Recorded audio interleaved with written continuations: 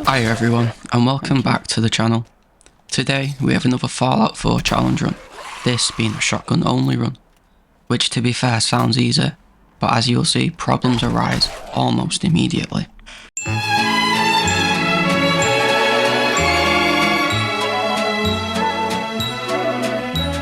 Starting off, I'll explain the rules of the run. Rule 1, I can only use shotguns to kill enemies. Okay, on to the game. I create my beautiful character and talk to the Vault Tech rep to assign my special points. I go 9 in intelligence, as power armor will become pretty much essential considering how close I have to get to the enemies, and the nuclear physicist perk will help with fusion core consumption. I then named myself Shotgun McShotface, as I couldn't think of a better name.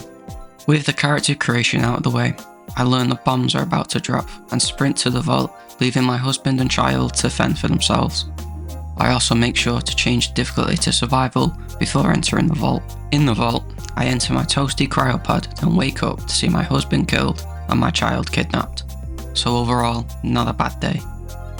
As I can't attack the rad roaches in the vault, I sprint past them, shutting the doors behind me. To be fair, they almost kill me, but luckily I make it out of the vault. Out in the wasteland, with the fear of having to interact with a Boston native sending shivers down my spine, I make my way back home to Sanctuary and speak to Codsworth. I then let Codsworth kill all the flies whilst I find the special book and put the point into intelligence, maxing it out to 10. I then head to Red Rocket to get dog meat before making my way to Concord and letting Preston deal with all the raiders so I can loot a shotgun. With a weapon now in hand, we can finally start playing the game. Great, it's about fucking time. With the confidence of a man who's much better at the game than I am, I head straight into the Museum of Freedom, expecting to make light work of the raiders indoors. This was a mistake. I entered with 6 shells. This shockingly isn't enough. The first raider went down with 1 shot. This gave me a false sense of hope, and when I eventually ran out of ammo, I died. Now a smart person would have found a bed near Concord to save. I, however, am not a smart person and end up back at Sanctuary. You probably think, oh well, at least he learned his lesson and will prepare better next time. Wrong. Now, I do save closer to the museum, but I still walk in knowing I don't have enough ammo. Why would I do this, you ask? Well, I am what some would call an idiot. And to no one's surprise, I run out of ammo again and die. Uh-oh, retard alert! Retard alert, class! At least I saved a lot closer this time. Now, you're gonna think there's no way he does the same thing again. Correct. I actually learned my lesson this time and make my way to Trudy's to resolve the issue with Wolfgang. I surprisingly pass all the speech checks, which is a bit of a shock considering I only had 3 charisma, but I get the issue resolved and I'm able to trade with them. I sell all my useless gear to Wolfgang before buying all of Trudy's shotgun shells. I then go and kill Wayne Gorski to get the location of Diamond City. On the way to Diamond City, I decide to help Dance fight the ghouls at Cambridge Police Station by hiding around the corner and not helping in any way. He then thanks me for all my help, as he couldn't have done it without me. I then decide I might as well do the ArcJet quest with Dance. On the way, he bravely kills all the enemies in our way, whilst I stand there and do nothing. Once in ArcJet, things go differently, as Dance bravely kills all the simps, whilst I stand there and do nothing. And for all his bravery, I set him on fire with a rocket engine. I then immediately run to make sure he's okay. 96.7%.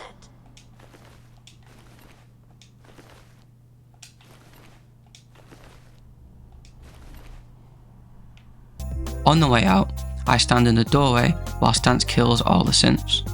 Then once out, he thanks me for my help and bravery and rewards me with his gun, which I definitely won't sell at the first opportunity. With that out of the way, I finally decide to head to Diamond City. Nothing happens on the way as I ran away from all the enemies I saw. In Diamond City, I go straight to the market to buy some ammo before heading to Eleanor just past Diamond City to sell Dance's gun and buy a combat shotgun. I technically didn't need a new shotgun, but I hate the double barrel, so I wanted a new one fairly quickly. I spoke to Ellie to start Nick's quest before leaving. I went back to the police station to save, and thank God I did.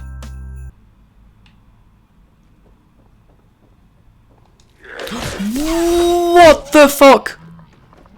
After cleaning up the mess in my pants, I finally go back and seek revenge on those raiders in the museum. Makes me want to do. Don't you segue into a montage. Montage.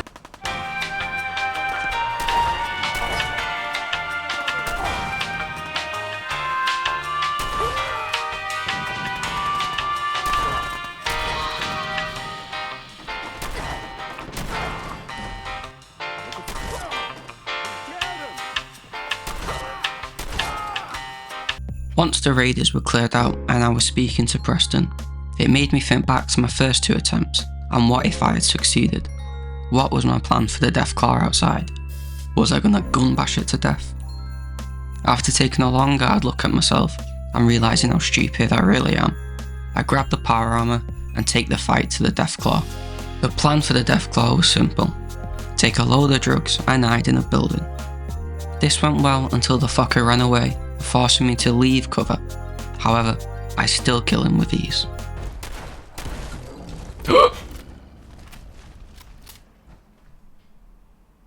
You can't get touched by a moving car in this game, otherwise you die for some reason. Back at Sanctuary, I build everything the Minutemen need before heading back to Diamond City to start Diamond City Blues. My first attempt goes very well, and I kill all the gangsters easily. I then decide not saving before going to Park Street Station is a clever thing to do, and die. This puts me all the way back at Cambridge Police Station, where I last saved.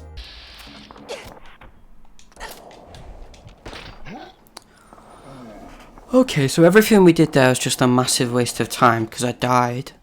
So now we're all the way back at Cambridge Police Station. And we didn't do Diamond City Blues. So that's nice. This time, things go worse, as Cook fucking obliterates me before I could even register what was happening. The next attempt, I steal Kellogg's house key to have a closer place to save. And fun fact, to stop you skipping Nick's quest, the game just doesn't load the button under the desk. Clever? It's genius, it really is. I then go back to the drug meet thinking it'll be a piece of piss and die. Again.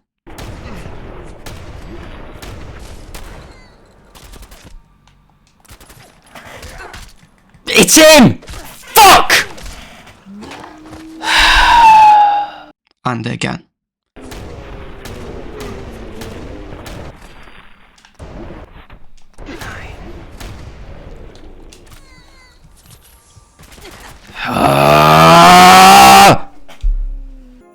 Before finally killing him, and therefore ending day 1.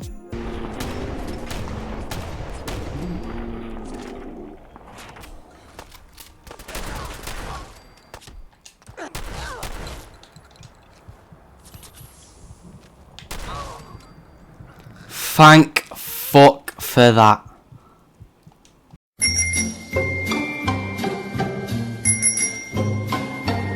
Just before day 2 starts, if you're enjoying the video, a like and subscribe would be greatly appreciated.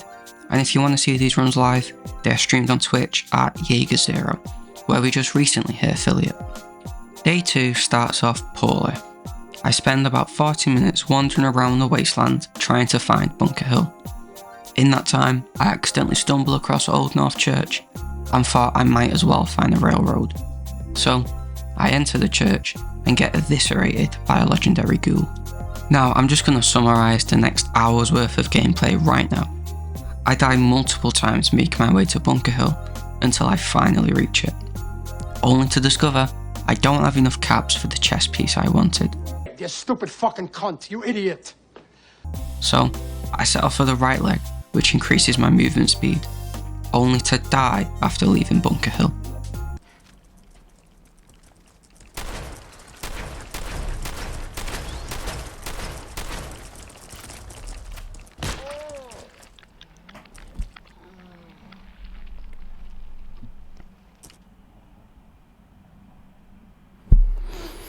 Chat, I might kill myself. This is the 5th time I've died doing this. I started at this point. The stream started with me here. Due to making 0 progress an hour into the stream, I decide to sack off Bunker Hill and go back to Cambridge Police Station to start the quest for Night Rees for some easy experience. So, I head to College Square and dispose of the ghouls within. After that, I head back to Sanctuary to whack a few upgrades on my shotgun before starting the quest from Abernathy Farms. Inside the satellite array, the raiders were nothing to call home about, and the shotgun thrived due to the close quarters nature of the facility. With the locket retrieved, I head back to Blake to receive my reward, and then head straight to Coverga Assembly Plant to take care of the raiders, who are stealing from some farmers halfway across the fucking map for some reason. When entering the plant, everything goes swimmingly. The areas are small and full of corridors, making the shotgun the perfect weapon for this section. However, it's upon reaching Jared where things take a turn for the worse. The area is wide open and has a couple of turrets, arguably making the shotgun the worst weapon for this kind of encounter. And even with all the drugs I take, the turrets shoot one of the explosive barrels directly next to me and I blow up. This sends us all the way back to Sanctuary, so I decide to pick up the power armor there as I'd had enough of dying constantly. Back to Jared, and this time I shoot the explosive barrels first and make my way across the bridge, disposing of Jared in one shot. Before leaving the plant, I make sure to grab the bobblehead at the top. This, along with the first rank of nuclear physicist, allows the fusion cores to last much longer. I then head back to Sanctuary to inform Preston of my triumph and repair my power armor. With power armor now being a viable option, I decide it's time to save Nick, so I head on down to Park Street Station to take care of the triggermen inside.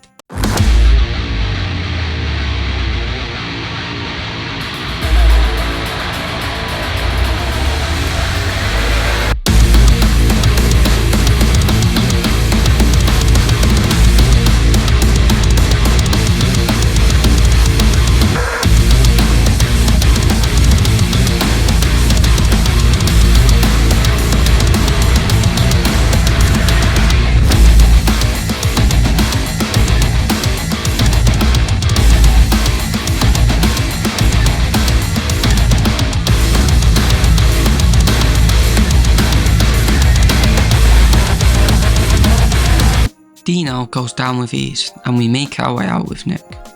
I entered Park Street Station with 94 shells, and by the time I got to Skinny Malone, I had just 21.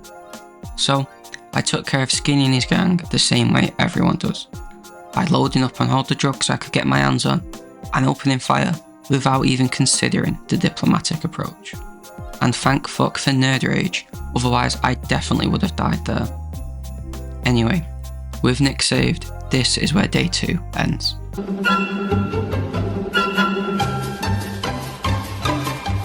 Day 3, and after a disastrous first couple of days, we get straight into it and head to Fort Hagen to take out Kellogg. Inside, the simps are fairly easy to dispose of, with most going down in a couple of shots. And with our power armor, the damage they deal in return is fairly low. Upon reaching Kellogg, I make sure to take enough drugs to make Macaulay Culkin jealous and charge straight in. I almost fuck it up, but once again nerd rage comes in clutch, allowing me to survive and for Kellogg's head to be blown off.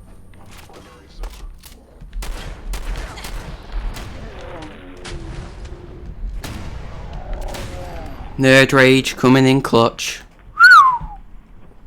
Leaving the fort, we watched the Pridwin arrive, shaking with excitement just thinking about the set of power armor waiting for me up there. I then head on back to Diamond City to speak to Nick, who informs us I need to go to Good Neighbour to Dr. Mari. But first, I board the Pridwin to introduce myself and pick up my beautiful new set of power armor. You're so beautiful. With the new power armor equipped, I decided to give it the ultimate test and head to Fort Strong to fight the behemoth. Okay, walked right into that. Nah, he's almost half health.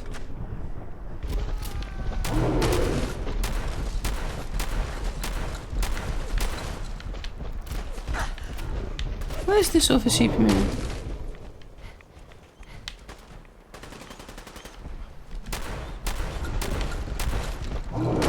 Why am I so— oh!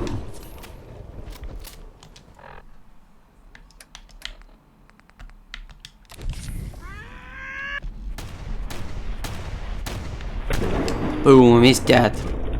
The behemoth was surprisingly easy to kill, and the super units indoors were no different. Even the legendaries are easy to kill.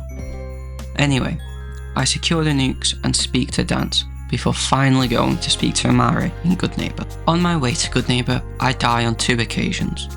Once to the gunners outside Mass Fusion. You know, the Mass Fusion 2 seconds away from Good Neighbour. That was silly of me, to be fair. Back to the Pridwin. And once to a legendary Bloodbug, my least favourite enemy in Fallout. I actually think I'm dead.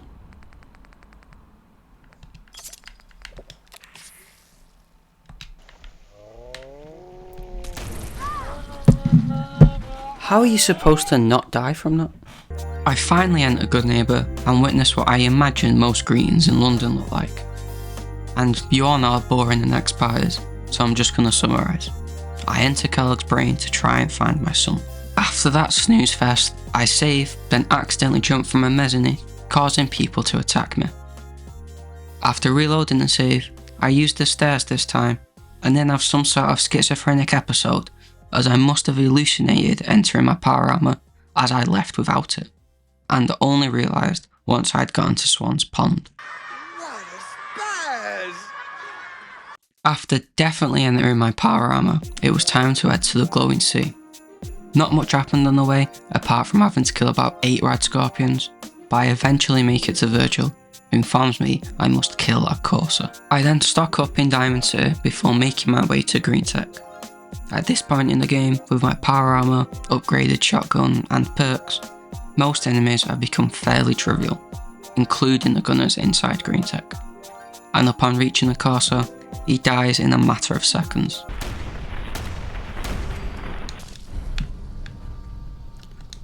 What a play. Boom. Synth. Oh shit, she found it.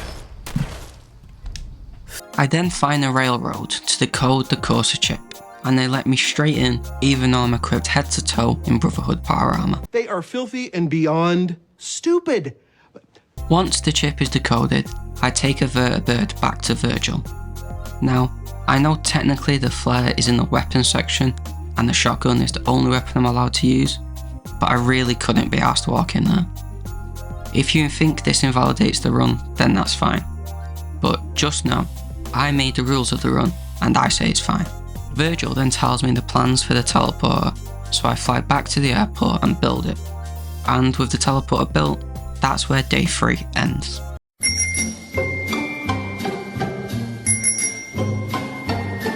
Day 4, and after the roll we were on in day 3, I wanted to get straight into it, so we teleport into the Institute and have a long conversation with my old wrinkled son. Now in the Institute, it's on to open the Brotherhood by recruiting Dr. Madison Lee. To recruit her, we have to show her what happened to Virgil, and because she doesn't believe me when I say I've seen him, we go into the shitty part of the Institute to find answers. The Assaultron below was no problem, and we find our answers in the form of a holotape, which we give to Lee, and that convinces her to leave the Brotherhood. Next, it's on to building Liberty Prime, and Ingram informs me I need to secure some high-powered magnets to finish building it. So, off I go to Milton General Hospital. Inside the hospital, the robots were no problem, as they dealt very little damage and only took a few shots to kill. So, I breezed through, finding the magnets, and heading back to the airport to finish building Liberty Prime. Or so I thought.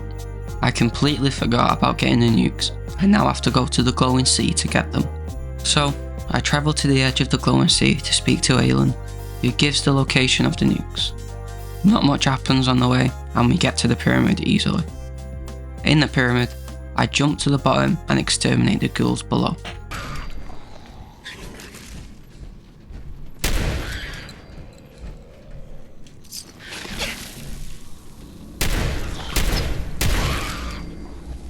I thought this was the bomb. I thought I'd got it. Alright, maybe I've gone the wrong way.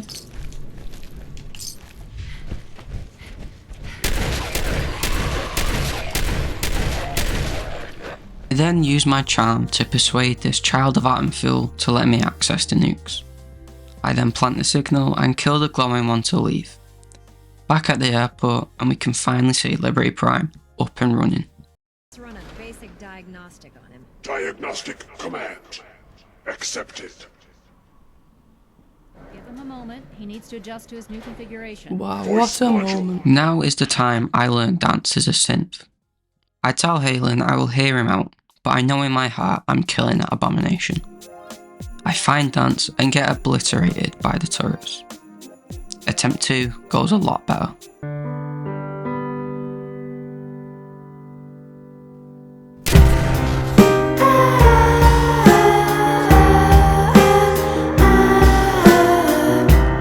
Currently, I'm just smashing through the Brotherhood quest to end the game, and next it's time to deal with those clanker-loving nerds beneath Old North Church.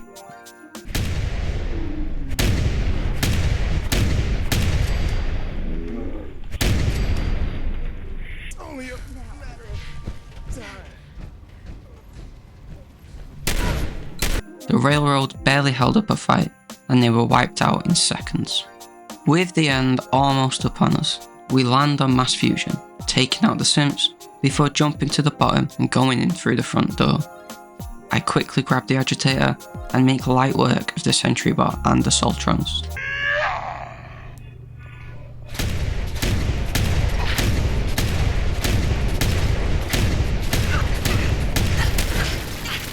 I'm stuck.